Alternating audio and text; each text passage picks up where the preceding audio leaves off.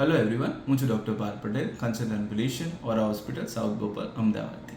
Happy heart સિરીઝના આજના વિડીયોમાં આપણે ચર્ચા કરીશું લાઇફસ્ટાઇલ ચેન્જીસ વિશે, જે આપણે આપણી ડેઇલી લાઈફમાં ઇન્કોર્પોરેટ કરી શકીએ હેલ્ધી હાર્ટ માટે.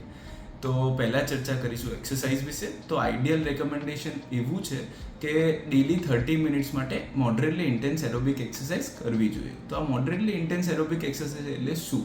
મોડરેટલી ઇન્ટેન્સ એરોબિક એક્સરસાઇઝ એટલે કે એવી એક્સરસાઇઝ કે જેનાથી આપણો હાર્ટ રેટ વધે અને થોડું સ્વેટિંગ થાય.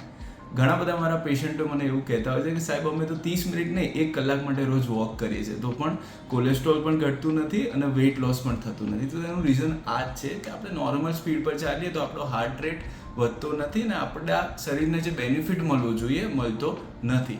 તો મોડરેટલી ઇન્ટેન્સ એરોબિક એક્સરસાઇઝના થોડા એક્ઝામ્પલ જોઈએ તો તેમાં સ્વિમિંગ, સાયકલિંગ, બ્રિસ્ક વોકિંગ એટલે થોડું ઝડપથી ચાલવું, સ્પોર્ટ્સ જેવા કે ટેનિસ, અને કોઈને ડાન્સનો શોખ હોય તો ડાન્સિંગ. આ બધામાંથી તમને જે પણ ફાવે તે તમારી ડેઇલી લાઈફમાં તમે 30 મિનિટ માટે ઇન્કોર્પોરેટ કરી શકો. તો ઘણા બધા લોકો એવા પણ હોય છે કે જેમને જેન્યુઅનલી 30 મિનિટ માટેનો પણ ડેઇલી ટાઈમ મળતો નથી એક્સરસાઇઝ માટે. તો એવા લોકો શું કરી શકે? તો જ્યાં પોસિબલ થાય ત્યાં આપણે એલિવેટર સ્કીપ કરીએ અને એની જગ્યાએ સ્ટેર્સ લઈએ. આજે આપણે એક્સ્ટ્રા સ્ટેર્સ લઈએ છીએ તેનાથી આપણો હાર્ટ રેટ વધે છે, આપણું હાર્ટ સ્ટ્રોંગ થાય છે અને લેગના મસલ પણ સ્ટ્રેન્થન થાય છે.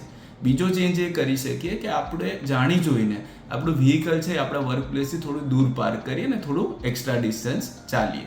આ બધા નાના નાના ચેન્જીસ ભેગા થઈને આપણી ઓવરઓલ હેલ્થમાં મોટો ઇમ્પેક્ટ ક્રિએટ કરી શકે છે. આશા રાખું છું કે તમને આ વિડીયો હેલ્પફુલ લાગ્યો હશે. જો તમને આ વિડીયો હેલ્પફુલ લાગ્યો હોય તો વધુમાં વધુ લોકો જોડે આ વિડીયો શેર કરો. ઓરા હોસ્પિટલના પેજને ઇન્સ્ટાગ્રામ અને ફેસબુક પર ફોલો કરો. આપણે હેપી હાર્ટના નેક્સ્ટ વિડીયોમાં મળીએ. Thank you.